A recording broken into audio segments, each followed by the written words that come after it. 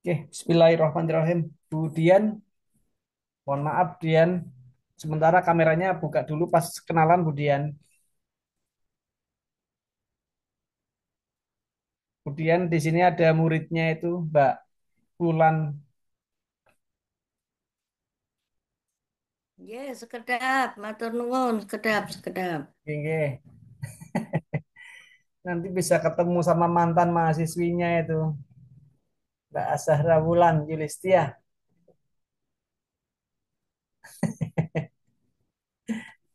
Oke, Bismillahirrahmanirrahim. Saya langsung ya. Nanti kalau habis ini nggak apa-apa, habis kenalan, nanti mau di apa, mau di close camp nggak apa-apa. Yang penting kita kenalan karena ini juga harus tercatat ya, karena syarat nanti untuk ujian itu pas training juga siapa-siapa itu harus harus ada rekamannya karena ini online.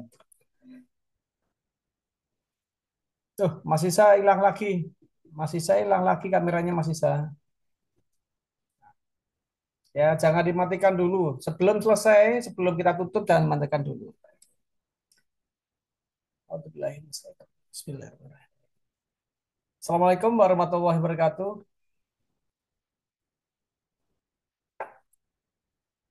Eh, Selamat malam semuanya, peserta dari Angkatan 56. Ini kemarin sebenarnya sudah kita mulai, tapi karena dua orang tok, kita ulangi lagi ya. Kita ulangi lagi karena untuk ujian, untuk training itu memang tidak boleh dua orang. Minimal harus lima, nanti ujian pun harus lima, makanya kita ulangi dari awal. Ya. Oke, baik, kita kenalan dulu. Saya nggak sadar, tak buka dulu.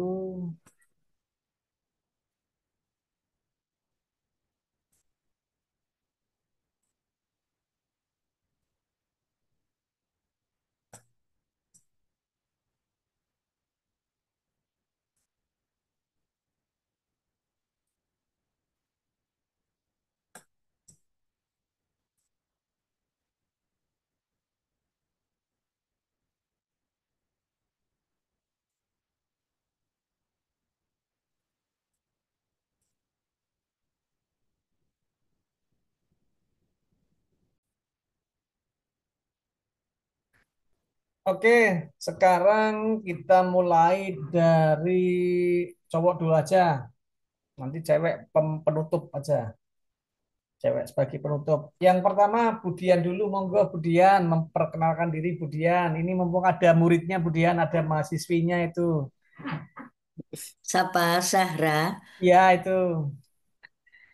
Baik, Assalamualaikum warahmatullahi wabarakatuh. Waalaikumsalam warahmatullahi wabarakatuh. Matur nuwun Pak Pit, ketemu lagi. Kemudian Oke, semuanya ini anak-anak saya, yang jelas itu anak-anak saya lah. Gitu. Jadi pada kesempatan ini saya itu bermaksud memperpanjang oke, sertifikat keahlian, memperpanjangnya untuk yang kedua kali karena saya ikut K3 ini di tahun 2017 awal. ya. Kemudian ini perpanjangan yang kedua. eh, Seperti tadi Pak Pit sampaikan, saya juga sudah punya sertifikat Askom. Jadi, tapi kan untuk basicnya tetap harus ada.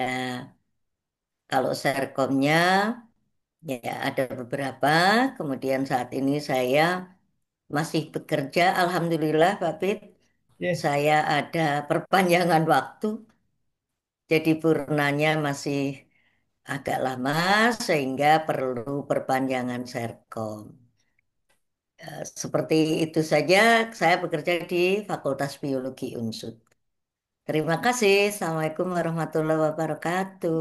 oke, Waalaikumsalam. Nanti bisa nostalgia sama mahasiswanya, Bu, itu ada di sini. Oke, kemudian kita lanjut ke Mas Riki. Silakan Mas Riki.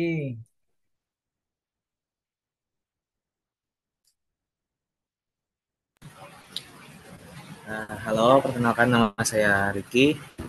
Saya tinggal di Bogor, lagi kuliah di jurusan manajemen, di sambil kerja juga di bagian hotel. Oke, sudah gitu aja. Ya, Ya, oke. Sekarang lanjut, selang-seling aja deh. Sekarang yang kedua Mbak Arum Rahma. Silakan Mbak Arum Rahma.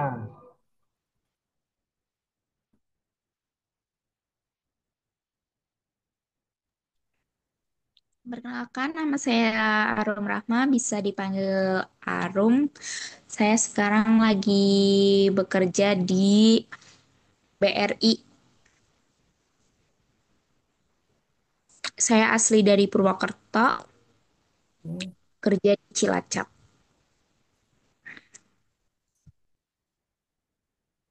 Sudah begitu? Sudah, Pak? Tadi di mana Mbak? Baru kemarin ya? Baru mulai kerja ya? Di BRI? Iya, iya, baru mulai kerja. Wah, mantep kan. Terus nanti ngambil sertifikasi buat apa nanti? Dalam? Ini ngambil sertifikasi di BRI, di bank, di bank kan? Iya, Pak. Hmm, masih terus lanjut mau ke project-project nggak? Masih. Masih pengen. Oke. Nah, cuma ngisi waktu luang aja, Pak, sampai sertifikatnya turun nanti. Oke. Masih lama ya. Nanti belum ujian dulu. Oke. Oke Mbak Arum, terima kasih. Lanjut ke ini temennya anaknya temennya Budian. Mas Irfan, silakan Mas Irfan.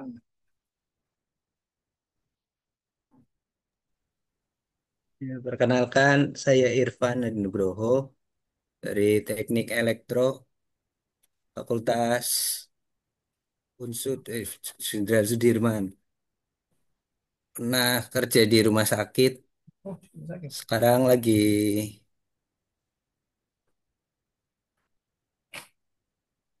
di Oke. Kenapa dari kemarin teknik elektro larinya ke PLTU Mas Irfan? dari Teknik Elektro. Kenapa, Pak? Nggak lari ke ini, nggak lari ke mana? PLTU, pembangkit-pembangkit listrik itu. Belum ada K3-nya, Pak.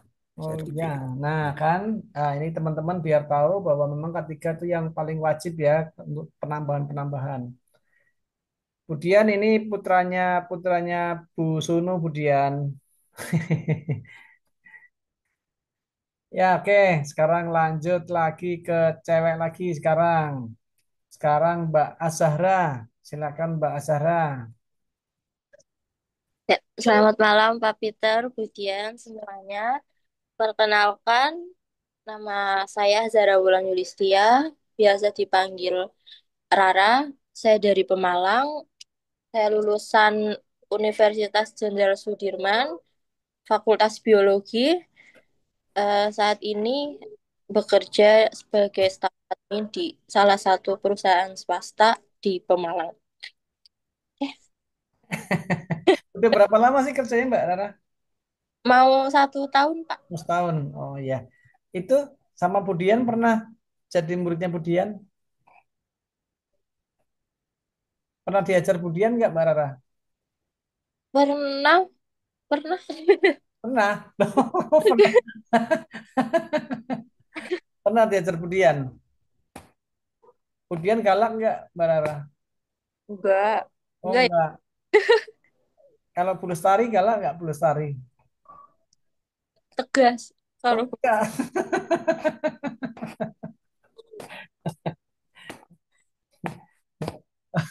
Oke oke. Ya kita lanjut lagi. Kita lanjut ke ini dulu.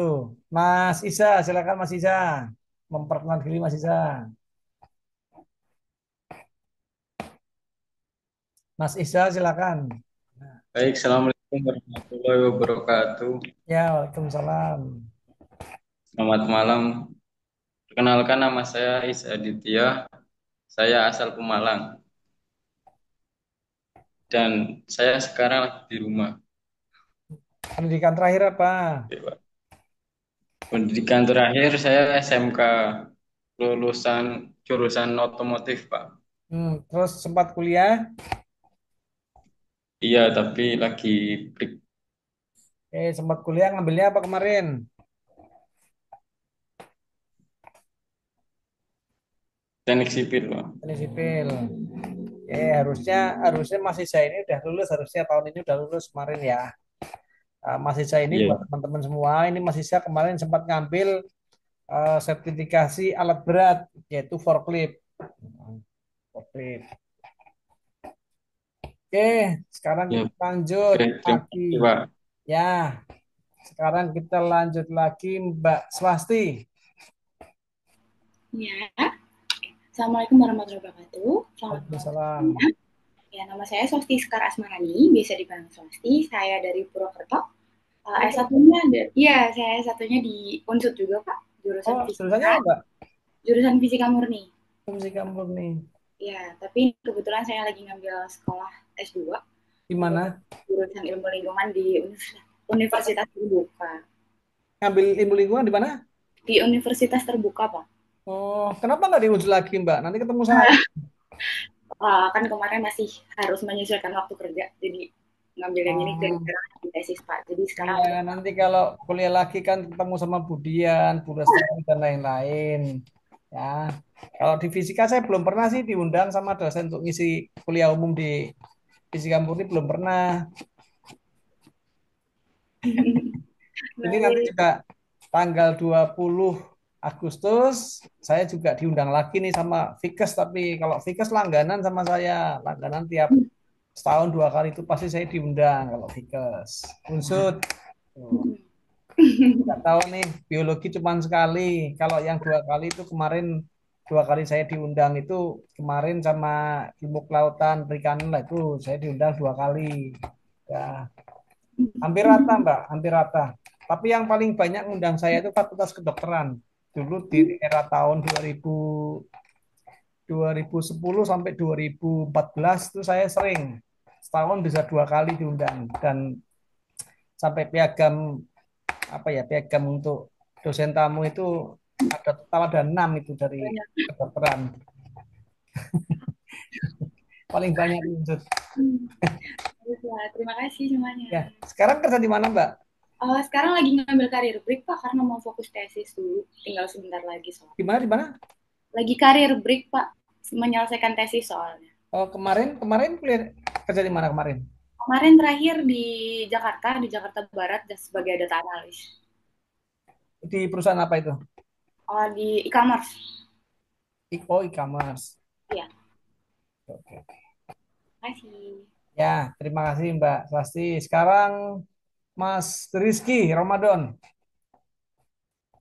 Wah, saya kira Mas Rizky ini orang Korea ya. Silakan Mas Rizky.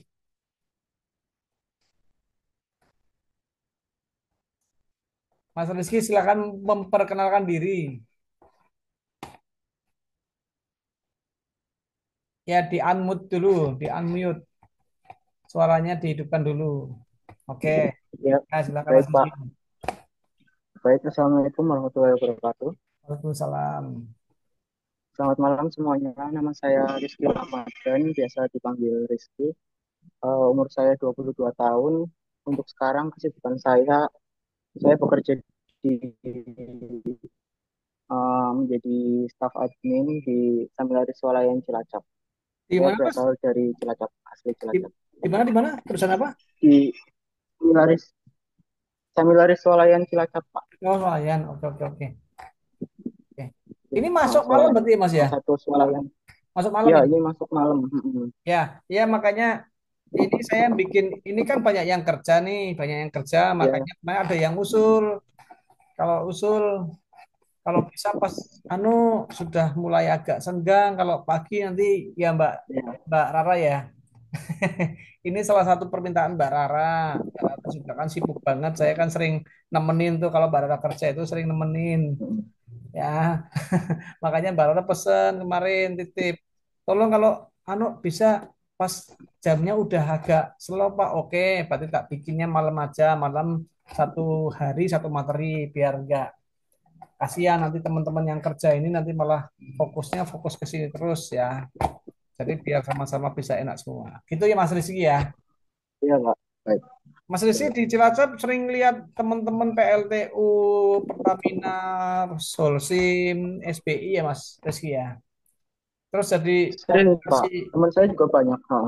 jadi Iya, motivasi teman saya ingin juga D3 banyak. gitu ya. Iya, betul.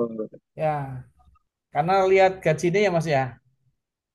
Ya, pengalaman juga Pak, nambah pengalaman juga. Ya, betul. Sebenarnya gini sih kalau orang ketiga itu orang-orang itu kalau emang suka tantangan-tantangan itu memang pasti akan senang pergi jauh dan memang masalah gaji memang yang kita cari ya. Kerja itu kan carinya gaji soalnya, cari salary. Baik, oke. Terima kasih Mas Rizky, perkenalannya Mas Rizky. Terima kasih semuanya. Tapi asli asli Korea bukan? Bukan, Rumahnya mana? Cilacap aja. Cilacap Pak, saya Cilacap, asli Cilacap. Bahasa Korea apa Korea? Cilacap sini aja kota, Oh, Cilacap kota. kalau di Cilacap itu ada Korea, bukan Korea tapi Kroya. Iya, Kroya. Baik, sekarang yang Mbak dulu. Mbak Anita Rohi, silakan Mbak. Ini yang paling jauh ini. Ini yang rumahnya paling jauh. Silakan Mbak Anita. Baik, terima kasih Pak. Selamat malam semuanya. Perkenalkan, saya Anita Rohi. Saya asal tinggal saat ini NTT, tepatnya Kota Kupang. Ya kan paling jauh. Pendidikan terakhir saya itu S1 keperawatan. Jadi saya bergabung di K3 ini karena salah satu teori di kesehatan itu kan K3 Ya, dan gawat darurat. Jadi masih masuk dalam bidang saya gitu. ya. Oke, siap. Mbak Anita sudah berapa lama lulusnya? Baru lulus 2 bulan yang lalu, Pak. Baru lulus. Oh, baru lulus ya. Oh iya, pantesan ngambilnya itu ya. Oke, oke. Terus kalau Mbak Anita ini buat teman-teman nih, buat teman-teman biar kenal, Mbak Anita ini kan jauh nih, paling jauh dari Kupang ya. Jadi 2 jam anu ya, selisih waktunya dengan kita 2 jam. Kalau sekarang berarti di Mbak Anita itu jam 10 ya Mbak Anita ya? Iya, Pak, mendekati jam 10. Ya jam 10, mendekati jam 10. eh Makanya kita ngambilnya kayak gini Mbak Anita. Terus teman-teman biar tahu ini Mbak Anita itu kakaknya itu ya kakaknya itu kerja di tambang ya. Makanya Mbak Anita terpacu nih lihat kakaknya, wah kakak saya kerja di tambang gajinya lumayan nih. Kalau ditambang 2 digit soalnya. Nah, nanti teman-teman bisa nih, bisa nanti sharing-sharing sama Mbak Anita nih. Nanti barangkali ada yang mau diajak kakaknya, ayo kak, diajak ke tambang. Ya, Mbak Anita ya. Kakaknya Iya, sekarang masih udah berangkat atau masih di rumah? iya, Pak. Kakaknya udah berangkat lagi atau masih di rumah? Sudah berangkat, Pak. Oh, udah berangkat. Mas Randinya udah berangkat. Iya, iya. Ya, Mas Randi ini kakaknya juga ikut kita kemarin, angkatan kemarin. Ya, tapi ngambilnya sertifikasinya POP. Pengawas operasional pertambangan untuk kakaknya, tapi ini juga ngambil juga. Baik, oke, kita lanjut materinya biar nggak kelamaan. Materi memang saya bagi ya, materi itu nanti ada sekitar 8 sampai 10 materi. Nanti kita ngambilnya per malam per malam per malam. Nanti sambil kita belajar untuk mulai pendataan berkas-berkasnya. Jadi teman-teman nanti mulai berkas-berkasnya mulai disusun ya per materi nanti. Karena nanti ada sistem upload ya, sistem upload. Nanti sistem upload ini akan kita sharekan di akhir acara. Ya, di akhir acara nanti kita buka bareng-bareng lewat caranya bagaimana karena sistemnya adalah upload. Nah, kalau kemarin Mas Randy kakaknya Mbak Anita sudah agak tahu terkait sistem uploadnya seperti apa. Baik, kita mulai.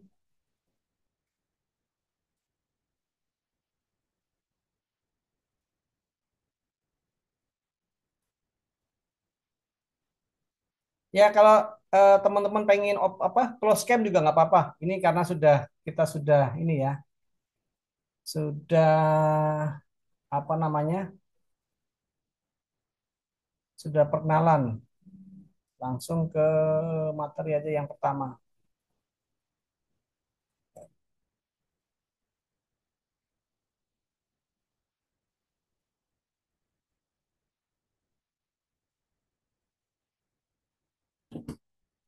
Oke, sudah sampai? Gambarnya udah keluar?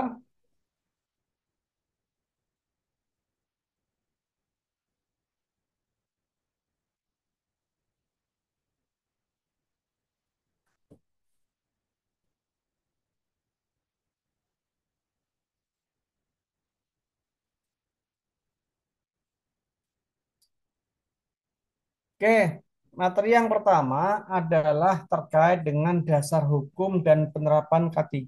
Nah, ini teman-teman yang sudah pernah di tempat kuliahnya ada K3, pasti ada beberapa ada. Di biologi pun kalau nggak salah juga ada materi K3, mata kuliah K3. Terus kemudian di teknik sipil juga ada mata kuliah K3. Terus di perawat juga ada. Ah, nggak tahu kalau fisika murni ada nggak, terus di teknik listrik juga ada ya. Tapi kita coba bedah satu persatu karena kan kalau di tempat-tempat kuliah itu mata kuliah K3 ini hanya sekilas-sekilas. Tapi coba kita akan berikan untuk jadi full ya. Terus kemudian K3 ini sebetulnya sudah kalau teman-teman ngambil jurusan D4 K3 atau S1 K3 atau D3 K3 ini sebenarnya mata kuliahnya itu untuk 8 semester ya, 8 semester. Makanya dari 8 semester ini diambil 8 mata kuliahnya ya, diambil mata kuliahnya untuk sebagai SKKNI terkait dengan materi-materi K3 yang akan diujikan. Yang pertama adalah dasar hukum penerapan K3. Oke. Nah, dari K3 ini kita harus tahu terkait dengan sejarahnya, sejarah K3. Ya, sejarah K3 ini yang penting sekilas-sekilas saja.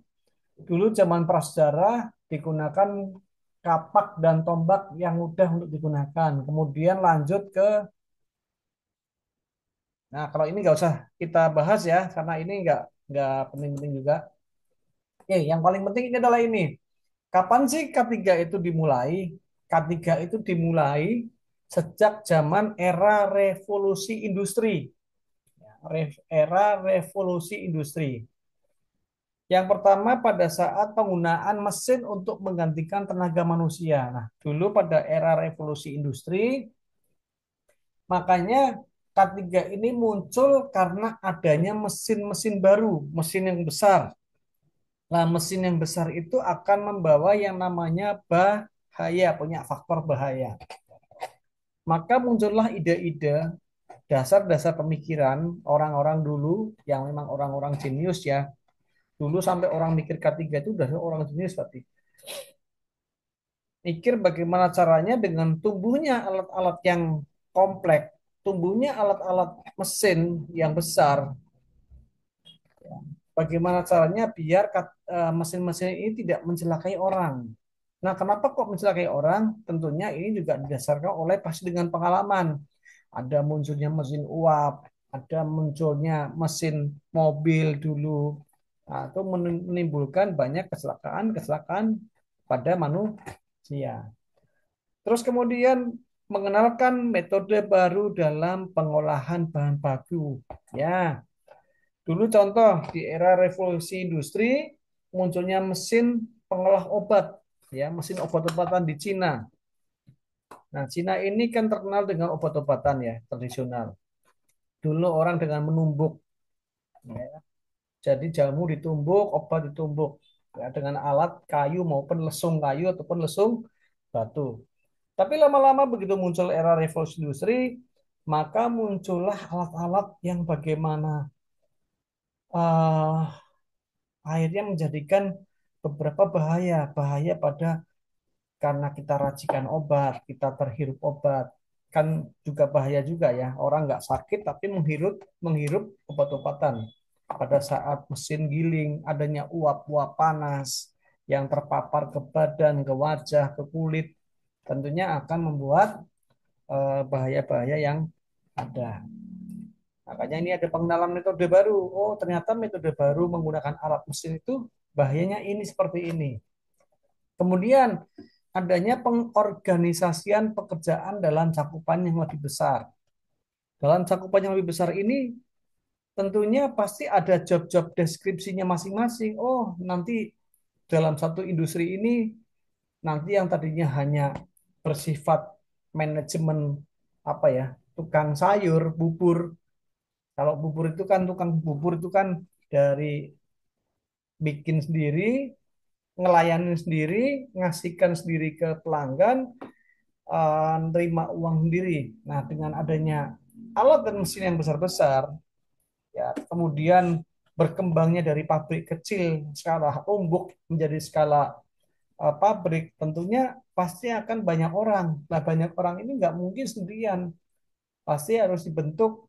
Kamu sebagai ketuanya, kamu sebagai manajernya, sebagai supervisornya, dan lain-lain.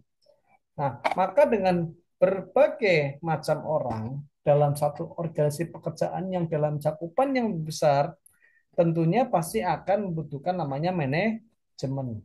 Nah, manajemen ini tentunya akan berkaitan dengan masalah K3 atau keselamatan dan kesehatan kerja. Nah, perkembangan teknologi ini menyebabkan mulai muncul penyakit-penyakit yang berhubungan dengan karbon, ya, dari bahan-bahan sisa pembakaran. Nah, karbon-karbon ini tentunya akan bahaya. Nah, tentunya teman-teman yang ini ada Mbak Anita, ada Mbak Rara, kemudian ada Mbak tadi Swasti dan lain-lain. Tentunya akan melihat, oh iya, dulu waktu kuliah ada materi-materi terkait dengan gas emisi gas buang. Itu bahaya terhadap paru-paru, terhadap darah dan lain-lain. Kalau masuk ke tubuh akan sangat bahaya. Contoh seperti itu ya. Nah, maka di era industrialisasi, perkembangan pembuatan alat pelindung diri semakin banyak. Ya. Dulu mungkin orang numbuk numbuk jamu, numbuk obat tanpa masker dan lain-lain karena skalanya kecil, hanya ngambil jahe, lengkuas dan lain-lain ditumbuk untuk obat. Ya, paparannya juga nggak besar. Nah, setelah sekarang menggunakan alat-alat yang besar, menggunakan alat-alat industrial yang besar-besar, maka tentunya akan membuat potensi bahaya yang besar pula. Makanya kemudian banyak dibikin alat pelindung diri, kemudian safety device dan lain-lain. Ya, maka dibuat seperti itu. Oke, kemudian tadi di yang nomor 3 adalah dengan berbagai macam bahaya yang ada, kemudian orangnya banyak, tentu akan dibuat satu sistem manajemen terkait K3. Nah, dari bahaya-bahaya yang ada itu akan muncul namanya teori-teori. Orang itu pasti akan membuat suatu beberapa teori-teori terkait dengan munculnya bahaya-bahaya pada peralatan. Muncul pada tahun 1941. Nah, ini teman-teman nanti diingat-ingat, ini di garis bawah ya. Tadi materi udah ada yang tak kirim. Materi-materi di garis bawahi. Ada kita mengenal namanya teori Hendrix ya. Teori Hendrix muncul di tahun 1941. Nah, teori Hendrix ini dia berfokus pada untuk meneliti penyebab kecelakaan. Apa kecelakaan yang ada dalam hal ini adalah adanya unsafe action dan unsafe condition. Ada unsafe action dan unsafe condition. Unsafe action itu artinya bahwa bahaya itu ditimbulkan oleh manusia. Ditimbulkan oleh manusia. Karena apa? Kenapa kok sampai timbul oleh manusia? Karena faktor-faktor yang menyebabkan kecelakaan kerja, menyebabkan kecelakaan, fatality, dan lain-lain, oleh teori Hendrix ini, maka dikemukakan bahwa memang faktor terbanyak kecelakaan adalah sekitar 80% adalah disebabkan oleh penyebabnya adalah manusia. Makanya ada namanya unsafe action. Kemudian ada yang kedua adalah unsafe condition. Unsafe condition adalah kondisi yang tidak aman. Apa kondisi yang tidak aman? Yang ditimbulkan oleh manusia dan ditimbulkan oleh peralatan itu sendiri. Ya, unsafe condition ditimbulkan oleh manusia itu sendiri, cara kerja manusia dan alat itu sendiri. Ada dua. Nah, kemudian muncul lagi nih, muncul lagi di tahun 72. Ada pakar lagi menyatakan bahwa ada namanya teori loss quotient model. Muncul di tahun 72 yang menyatakan bahwa faktor manajemen merupakan latar belakang penyebab terjadinya kecelakaan. Loh, kok bisa faktor manajemen? Bisa. Contoh, pada satu industrialisasi, pada satu kantor perusahaan, seandainya tidak dibuat sistem manajemen, apa yang terjadi? Maka pekerja dari kelas bawah sampai kelas atas pasti akan mengalami faktor kecelakaan. Contoh seandainya di perusahaannya teman-teman ini katakanlah contoh, bos-bosnya dari manajer, direktur, supervisor tidak membuat satu aturan baku terkait sistem manajemen, pasti akan kacau. Bagaimana cara kita mengirim barang, bagaimana menerima barang, pembayaran dan lain-lain. Pastinya tentunya akan membuat semua usaha yang ada di perusahaan itu akan kacau. Ya, akan kacau sekali. Wah, kita nggak ada SOP nih, nggak ada standar operating prosedur, nggak ada aturan. Kita kalau lapor kemana? Oh, kita nggak punya aturan. Aturan kita kalau misalkan kita melakukan tindakan ini bagaimana? Ya, itu namanya teori loss quotient model yang menyatakan bahwa faktor manajemen merupakan latar belakang penyebab terjadinya kecelakaan. Ini contoh, saya ambil contoh di agama. Ya, saya ambil contoh di agama. Coba seandainya manusia dunia ini tidak ada agama. Ya, katakanlah nggak ada agama. Tidak ada agama, tidak ada kitab suci masing-masing tiap agama. Apa yang terjadi? Dunia kacau. Karena tidak ada dasar norma hukum, norma agama yang akan melindungi segenap hajat hidup orang banyak.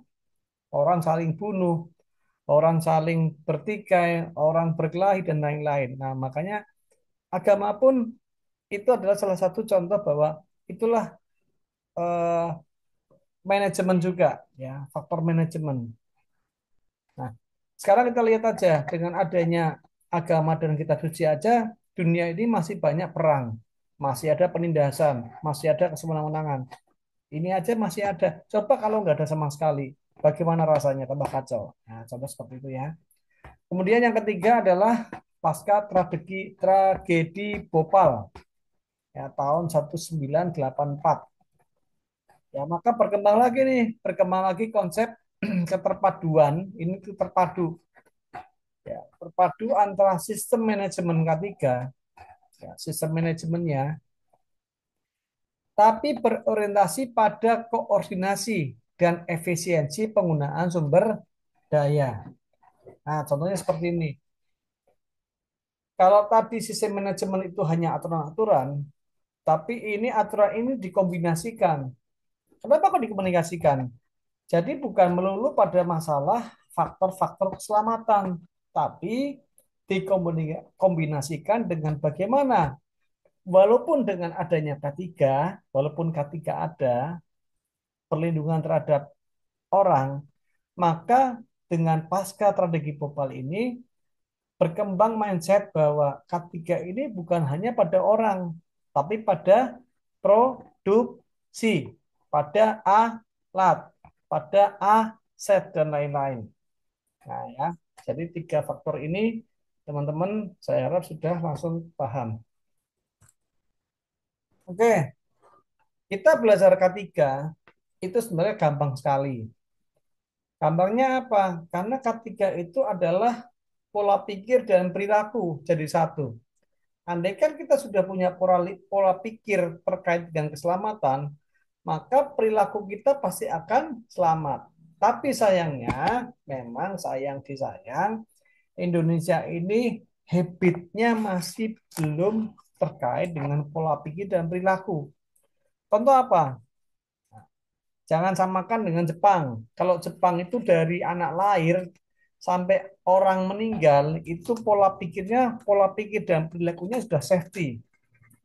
Makanya di Jepang anak-anak kecil berangkat sekolah sendiri. Kenapa? Karena pola pikir dan perilakunya mereka sudah memang sudah sangat safety. Berangkat sendiri, tidak ada yang gangguin, tidak ada kejahatan, tidak ada angka kejahatan dan lain-lain. Ya, nah dari situ udah kelihatan. Oh, anak kecil di sana orang mau berangkat sekolah, ya itu tidak ada yang kayak di kita itu berangkat sekolah ngerombol, jalannya sembarangan. Nah, ini tentunya pola pikir dan perilaku safety ini tentunya akan sangat susah karena memang habitnya kita Indonesia itu adalah habitnya sama dengan orang-orang perindapan, orang India. Sama saja. Makanya kalau kita menghujat India, sama saja wong kita juga 11-12 sama India. Nggak bisa kita ngomong India seperti ini. Sama aja. Kita juga seperti itu. India suka joget-joget, kita juga suka joget-joget. Ya. India suka suka salto dan lain-lain, kita juga suka salto-salto. Orang India suka sound-sound yang horek, yang sound yang wah bikin telinga pecah. Ya kita juga sama seperti itu. Ya. Orang India suka caper, suka wah bikin sensasi dan lain sama aja, kita juga sama aja. Nah, tapi tidak bisa kalau kita bandingkan dengan negara-negara Singapura, tetangga kita yang paling dekat Singapura nggak bisa. Di Singapura orang buang sampah sudah dengan karena sudah berpola pikir safety dan perilaku safety, maka orang di Singapura aja mau makan setelah makan plastiknya tidak dibuang sembarangan, tapi plastiknya kalau nggak ada tong sampah akan disimpan, dicari tong sampah baru dimasukkan. Nah, pendidikan kita belum sampai situ, ya makanya pola pikir dan perilaku ini akan sangat 11-12 akan saling bersimbiosis mutualisme. Pola pikir, ya pola pikir itu akan berdampak seperti ini. Oh iya, kalau saya tidak aman, maka kecelakaan akan terjadi pada saya kapan saja. Kapan saja saya tidak aman, pasti akan terjadi kecelakaan. Saya nggak pakai helm, saya akan ugal-ugalan naik sepeda motor. Sepeda motor saya tidak safety, maka akan banyak kecelakaan. Terus ingat, kecelakaan selalu dapat dicegah. Tentu dapat dicegah kalau kita memang sudah punya pola pikir dan perilaku safety. Terus kemudian bekerja aman. Bekerja aman itu menandakan bahwa kita memang punya keahlian yang tinggi. Kalau kita memang naik motor pelan, santai, kemudian kita hati-hati, itu bahwa menandakan bukan kita, wah kuno banget sih naik sepeda motor pelan-pelan banget. Loh, enggak, itu justru menandakan bahwa kita itu punya keahlian. Ahlinya apa? Oh, itu ada rambu-rambu. Ada rambu-rambu tertulis 20 km. Artinya berarti di jalan ini kita naik sepeda motor 20 km per jam kecepatannya. Ya. Naik motor pelan. Ada orang ngomong, Pak, jangan pelan-pelan. Loh, itu ada tulisan 40 km. Artinya berarti saya mengendarai kendaraan 40 km per jam. Itulah. Ya, itu menandakan bahwa kita ahli justru. Tapi apa? Di Indonesia nggak seperti itu. Di Indonesia mengatakan bahwa kalau kita ngikuti aturan, kita dibilangnya adalah dibilang orang yang kuno atau kolot. Kuno atau kolot. Justru inilah anehnya di Indonesia. Orang yang benar akan dianggap yang orang yang tidak benar. Oke, lanjut perilaku setting. Ya, tidak ada pekerjaan yang mendesak, nggak ada. Tapi anehnya apa? Di Indonesia, anehnya banyak orang yang naik motor ngebut. Kalau ketabrak ditanya, kenapa Mas kok nabrak? Iya Pak, saya ngebut karena tergesa-gesa udah terlambat. Kenapa kalau memang pengen nggak terlambat, bangun yang lebih pagi? Kalau yang muslim silakan sholat subuh. Sholat subuh jangan tidur lagi. Aktivitas, jalan-jalan kek, ataupun sedekah subuh kek.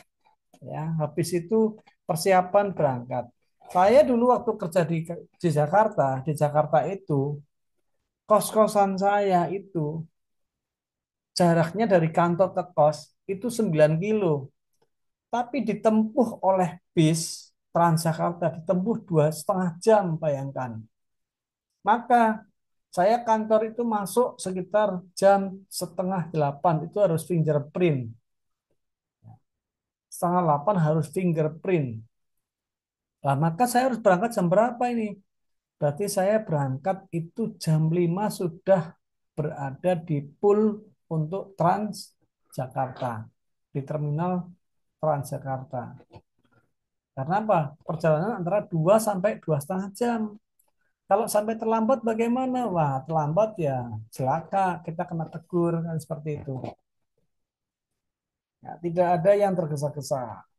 Makanya harus lebih pagi kalau berangkat. Kemudian gunakan APD sesuai dengan pekerjaannya. Makanya saya lihat, saya setuju sebenarnya, setuju kalau ada polisi nilang-nilang itu saya setuju malah. Saya termasuk bukan orang yang menentang. Saya justru senang kalau ada polisi menilang langsung. Saya justru berharap polisi kembali ke zaman dulu. Nilang di jalan.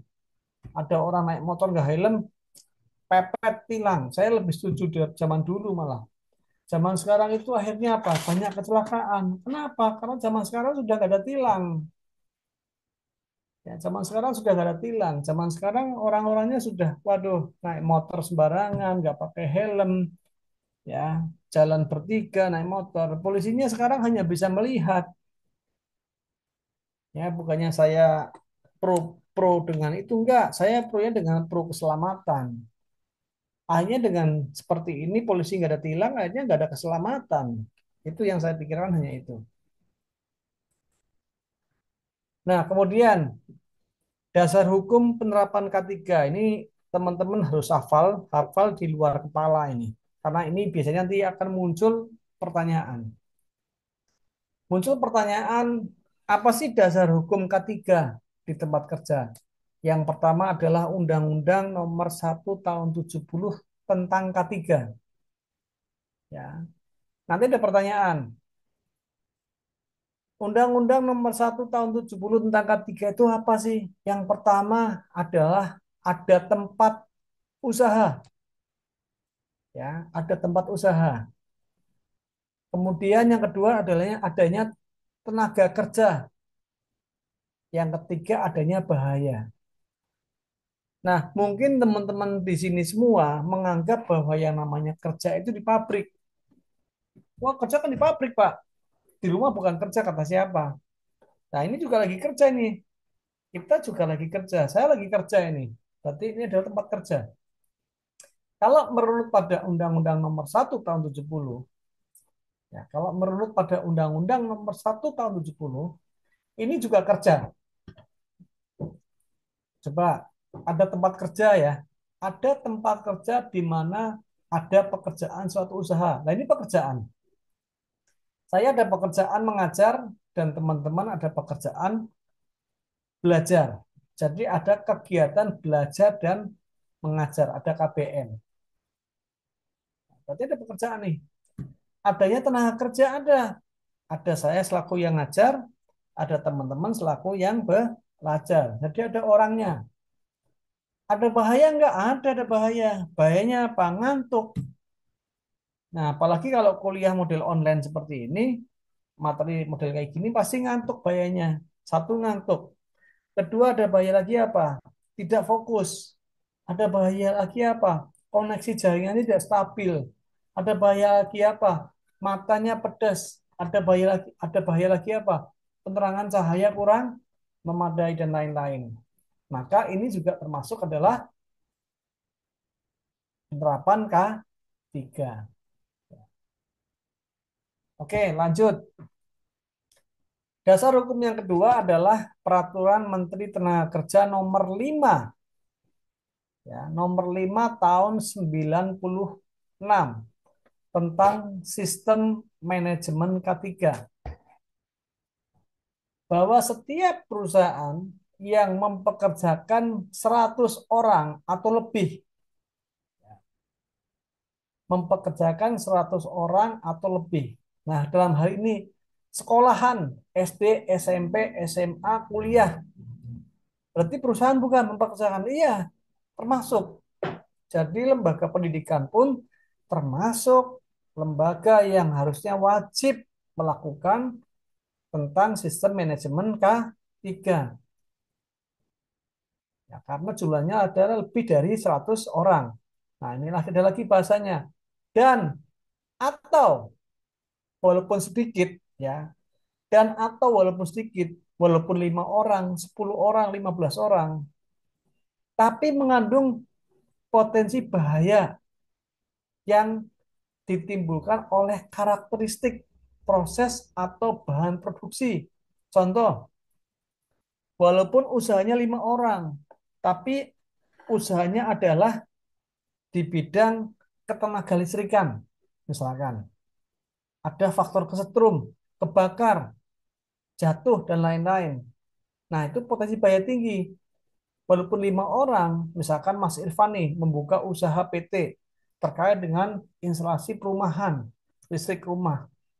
Karena punya potensi bahaya tinggi, maka perusahaannya Mas Irfan wajib untuk melakukan sistem manajemen K3. Nah, itu contoh. Nah, contoh lagi nih, Mbak Rara. Mbak Rara punya perusahaan terkait dengan WWTP. Ya, apa WWTP itu? WWTP mungkin di biologi ada ya. Adalah terkait dengan pengolahan limbah dan lain-lain. Misalkan seperti itu. Walaupun jumlahnya, misalkan Mbak Rara bikin perusahaan, jumlahnya perusahaannya adalah cuma 5 orang. Tapi karena ada bahaya-bahaya terkait dengan biologis, ada potensi bahaya kimia dan lain-lain, maka Mbak Rara wajib untuk menerapkan sistem manajemen K3. Nah, tapi karena ini bersifatnya adalah Permenaker, Peraturan Menteri Tenaga Kerja, maka dasar hukumnya kurang kuat. Nah, bagaimana biar kuat? Maka biar kuat, pemerintah membuat dasar hukum yang lebih tinggi di atasnya, di atas Peraturan Menteri Tenaga Kerja. Nah, teman-teman harus paham nih, peraturan yang paling tinggi apa? Dasar hukum paling tinggi. UUD 45, turun lagi Undang-Undang Dasar. Ya, turun lagi Undang-Undang, turun lagi. Nah, terus sampai ke bawah, sampai peraturan Bupati, Perbub. Ya, sampai peraturan daerah, Perda atau Perbub. Ini harus paham tingkatannya. Maka untuk menguatkan Permenaker nomor 5 tahun 96, maka pemerintah membuat satu di atasnya lagi namanya PP, Peraturan Pemerintah. Karena Permenaker sifatnya lingkupnya hanya kecil, maka dibuat namanya Permenaker. Di bawahnya undang-undang. Nomor 5 tahun 2012. Terkait tentang apa ya? Sama, tentang sistem manajemen K3. Hanya menguatkan. Sifatnya hanya menguatkan. Ya, menguatkan. Kemudian ada lagi, yaitu Permenaker nomor 4 tahun 87 tentang namanya Panitia Pembina Keselamatan dan Kesehatan Kerja atau P2K3.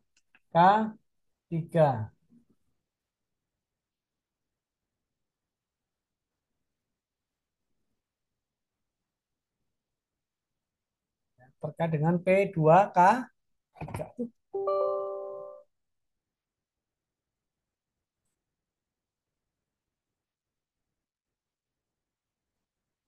Terkait dengan P2K3.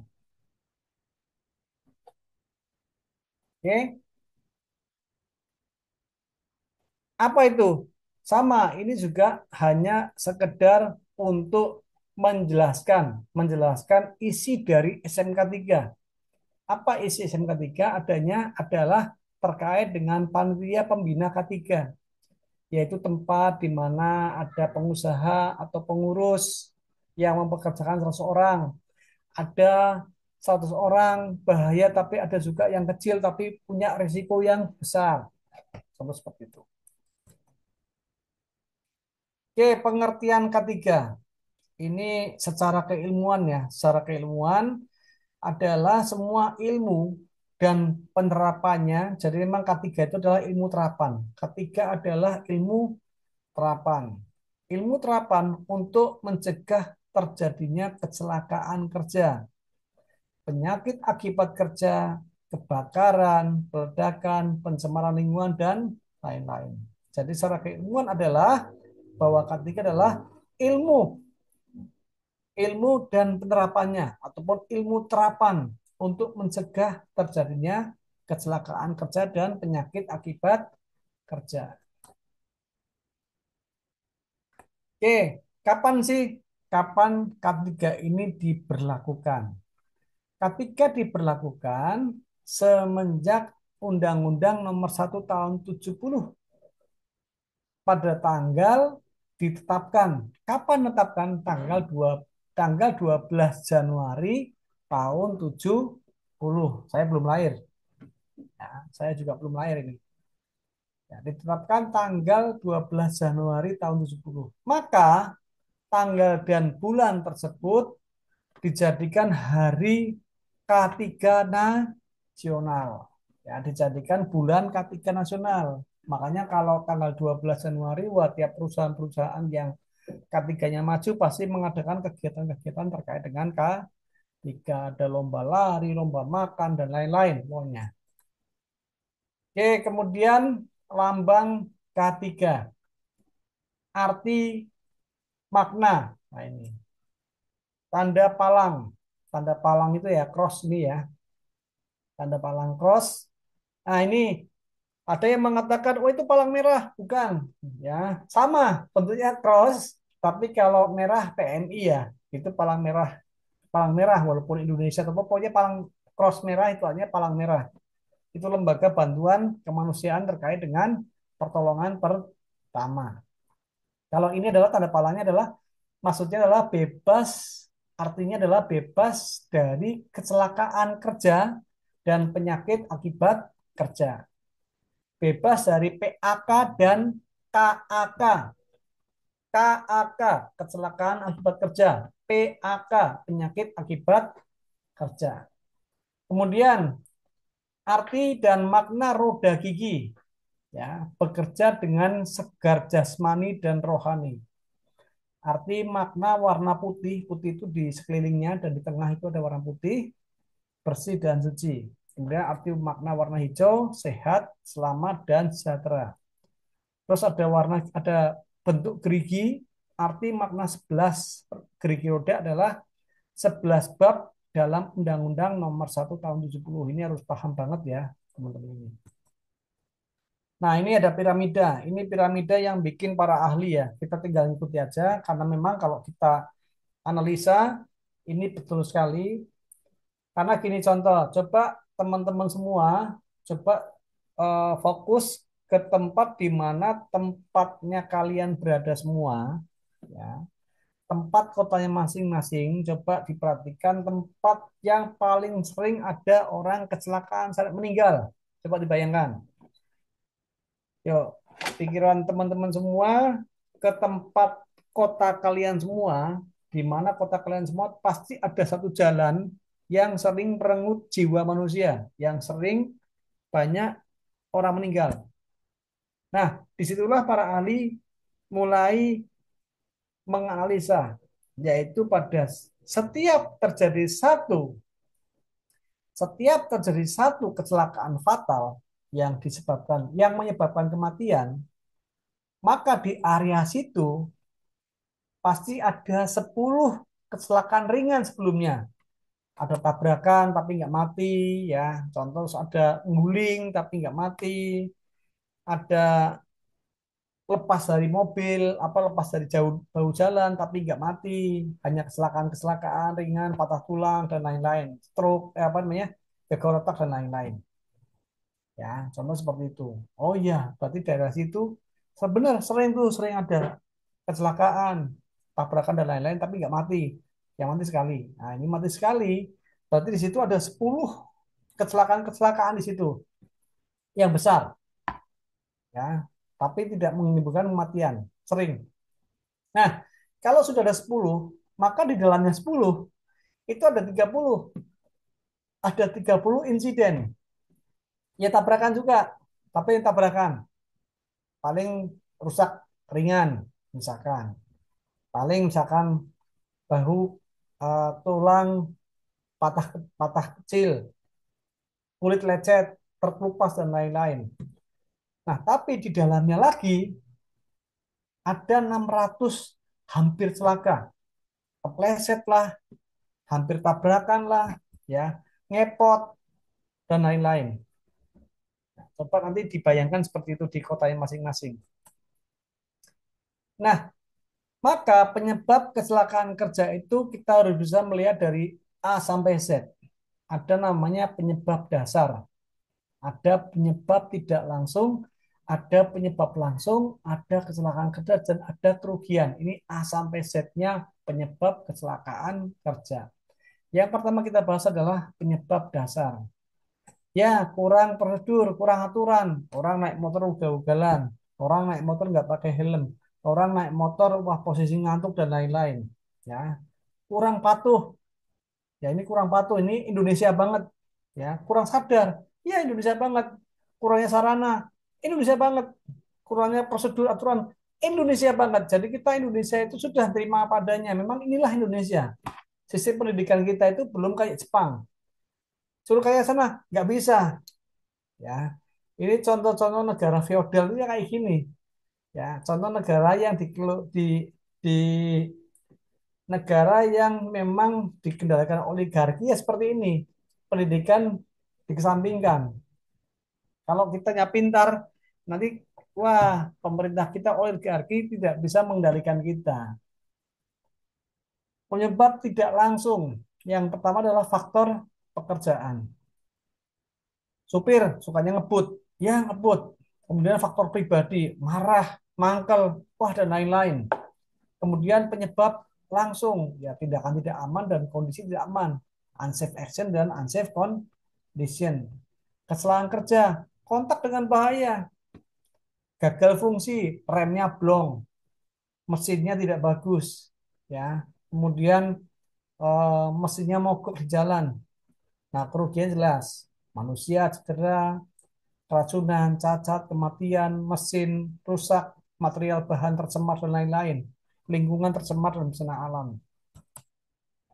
Nah, maka untuk bagaimana sih mencegah kecelakaan kerja? Yang pertama, identifikasi dan mengendalikan bahaya di tempat kerja. Yang pertama adalah memantau kondisi tidak aman dan memantau tindakan tidak aman. Apa yang harus saya pantau nih? Sekarang kan lagi kerja nih, tadi saya katakan. Sekarang lagi kerja. Saya mantau kondisi yang tidak aman. Saya pantau, oh, karena kita main laptop, laptop punya radiasi. Maka biar radiasi tidak terpapar, saya kasih lampu tambahan di atas. Ya, saya kasih lampu tambahan di atas. Biar tambah paparan radiasinya tidak langsung ke mata. Lampu saya tambahin, ya, lampu saya terangkan. Kemudian tindakan keaman, saya harus bertindak aman, jaga jarak antara mata dengan layar. Nah, ini identifikasi saya. Kemudian saya juga identifikasi semua peralatan saya siapkan, termasuk apar, ya. Apar saya siapkan karena ini laptop. Siapa tahu panas kebakar, saya sudah siap apar. Kemudian langkahnya lagi adalah pembinaan dan pengawasan. Nah, ini adanya pelatihan, pendidikan seperti ini adalah salah satu untuk merubah mindset kita dari mindset perilaku safety dan mindset safety. Adanya konseling dan konsultasi dan pengembangan sumber daya. Kemudian sistem manajemen. Kita harus tahu prosedur dan aturan. Penyediaan sarana dan prasarana, penghargaan dan sanksi. Oke, kemudian penyakit akibat kerja. Ya, pengertiannya adalah gangguan kesehatan baik jasmani maupun rohani yang ditimbulkan atau diperparah karena aktivitas kerja dan kondisi yang berhubungan dengan pekerjaan. Nah, contoh adanya antrak dan lain-lain ya. Kalau ini Mbak Anita yang lebih paham. Ya. Kemudian ada faktor penyebabnya apa lagi? Ada biologi. Nah, biologi ini kerjaannya Mbak Rara sama Budian. Ada kimia. Nah, kimia itu ada Mbak tadi siapa? Mbak Swasti itu. Terus ada fisik ya, fisik juga Mbak Swasti. Ada biomekanik, ya. Ada psikologi dan lain-lain. Ini faktor penyebab penyakit. Ya. Jadi kita bahasnya penyakit. Penyakit itu macam-macam. Pernah ada juga di suatu pekerjaan. Nah, pekerjaan itu kebetulan orang-orangnya kita pernah panggilkan, saya ini pengalaman pribadi ya, saya panggilkan tenaga medis untuk pemeriksaan medical check-up. Ya, sampai pemeriksaan darah lengkap. Nah, ternyata ada teman-teman kita yang terinfeksi penyakit seksual menular, PSM. Dari mana ya itu? Dari teman-teman yang tidak sehat. Jadi jajan sembarangan sama wanita penghibur dan lain-lain. Terus seperti itu ya. Terus pencegahannya apa? Ya tentunya ada MCU, medical check-up. Pemeriksaan berkala 6 bulan sekali, setahun sekali, pemeriksaan khusus, ada medical check-up, ada pelayanan kesehatan di tiap-tiap perusahaan, kadang ada pelayanan kesehatan yang dicek seminggu sekali dan lain-lain. Kemudian penyediaan sarana dan prasarana. Udah cukup dengan adanya misalkan menyediakan kotak P3K dan lain-lain. Nah, ini teman-teman nanti tolong mulai menghafalkan ya, menghafalkan simbol-simbol. Simbol-simbol yang terkait dengan mandatori, larangan, hati-hati dan kondisi aman. Ini coba mulai dihafalkan. Bebas, pokoknya yang ada hafal pokoknya.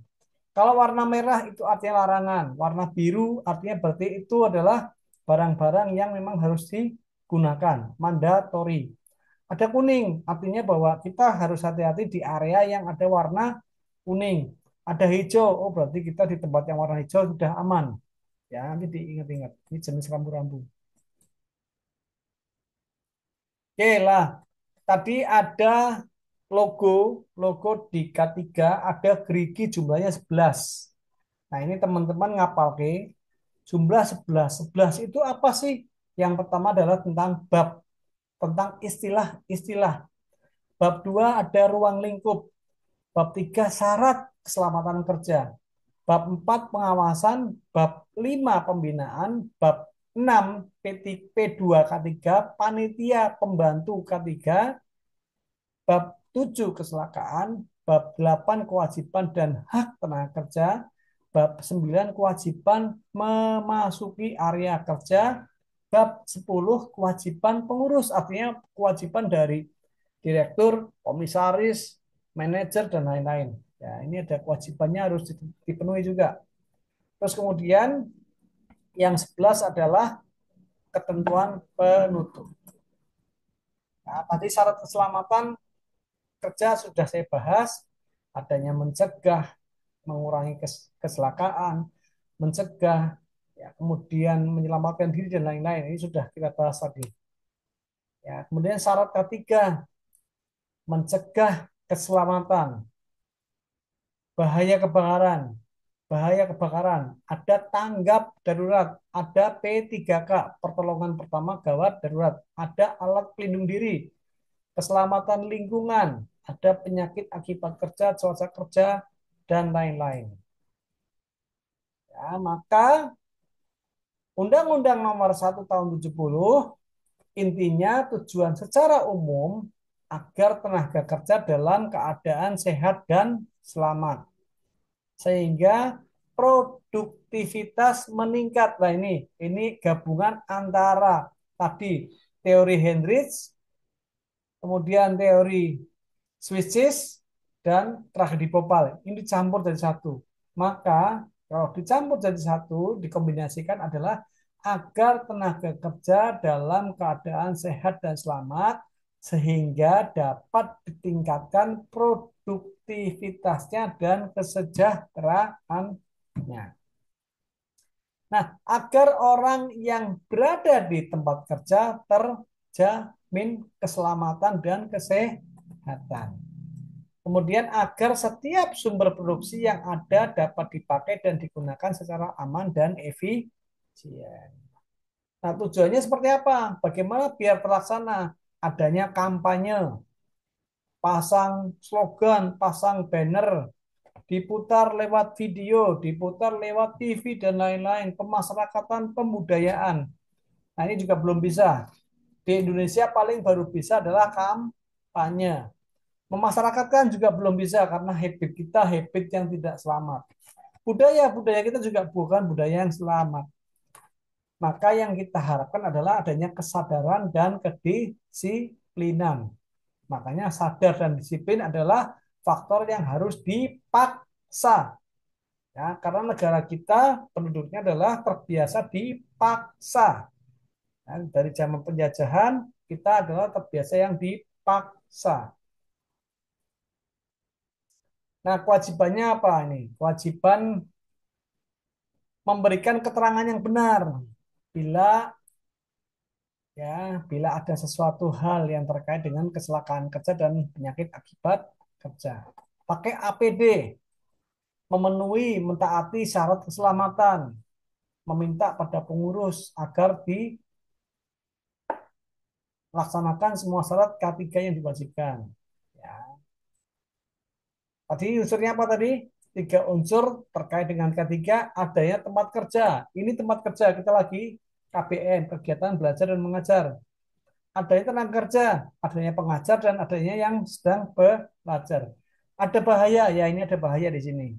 Ya, oke.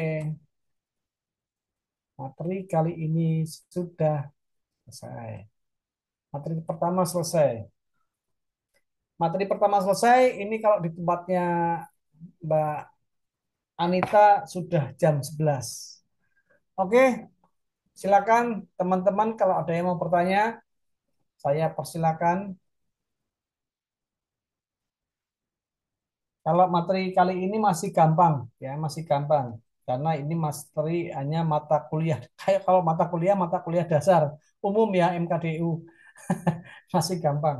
Nanti kalau sudah mulai yang lain-lain. Oke, kalau nggak ada pertanyaan, ada pertanyaan nggak? Buat teman-teman semua?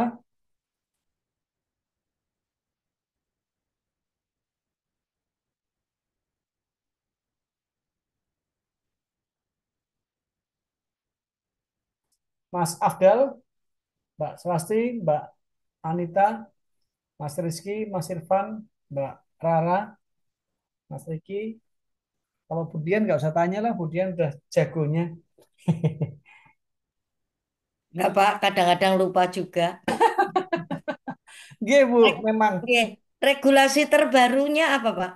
nggak ada sih, Bu. Cuman ini aja sih, Bu. Kalau regulasi terbaru kan terkait, ini kan secara umum ya. Ini kan materinya K3 secara umum. Nah, Ye, kecuali kecuali kita kok pekerjaannya ada di misalkan nih, ini materi secara umum. Kemudian suatu ketika kita ada kegiatan belajar. Nah, contoh kayak kemarin teman-teman dari LPPM, LPPM yang beberapa dosen-dosen yang eh, dapat apa ya kemarin Bu? Penelitian ya, penelitian. ya, Ya, kebetulan itu kan teman-teman dari FKIP ya, Perikanan Kelautan ya. ye, Nah, kebetulan teman-teman perikanan kelautan itu sebelum sebelum berangkat kerja kemarin penelitian, kebetulan minta training dulu 2 hari sama saya. Nah, training 2 hari itu terkait dengan regulasi terkait kelautan, kelautan dan oke, penggunaan kapal-kapal. Nah, itu baru Bu. ye. Kalau secara umum, ini kan hanya secara umum, Dasar-dasar masih tetap nggih. ini dasar, nggih. Kecuali nanti kalau misalkan Bu Dian sama teman-teman sama Bu Lestari dan teman-teman itu ada penelitian misalkan biologi terkait dengan biota laut misalkan ada penggunaan kapal, pemakaian alat eh, selam misalkan. Nah, nanti saya bisa ngasih regulasi terkait apa sih eh, regulasi di selam itu apa? Karena kebetulan saya kan juga pelatih selam dan juga saya ketua cabang olahraga Persatuan Olahraga Selam, Bu. Itu. Terus kemudian pada saat teman-teman biologi ini mau penelitian biota laut karena menggunakan kapal-kapal besar, itu harus tahu regulasinya. Oh, regulasi kapal itu ini. Nah, baru saya bisa nambahin lagi. Jadi ini karena secara umum kita masih umum. Gitu. Nanti Ya, sama. matur nuwun. Oke, kemudian nanti sama nih kayak misalkan siapa ya ini? Contoh misalkan Mas Irfan dari tarik listrik. Ini secara umum. Suatu ketika Mas Irfan mau kerja di area PLTU. Mas Irfan harus tahu nih, harus tahu terkait dengan regulasi K3 listrik. Oh, K3 listrik itu regulasinya ini. Kemudian nanti juga ada muncul lagi. Oh, PLTU juga bikin regulasi. Orang yang bekerja harus ini. Nah, itu nanti akan beda lagi. Begitu. Begitu nggih, Budian nggih? Ya, matur nuwun. Nah. Kemarin pas semester berapa Bu ngajar kita ya Bu ya? Ngajar di ilmu lingkungan ya Bu? Oh, itu Bu Diana sekarang kok prodinya temen. Oh Budiana, oh nggih Budiana yang sukanya ini Bu, sukanya Zoom Bu. Oh ya, Nggak pernah mau tatap muka tuh nggak pernah mau. Padahal kita protes terus waktu itu Bu. ya mungkin waktunya belum pas. Ya padahal non sewu kemarin tuh sebenarnya sih masih bisa lah Bu.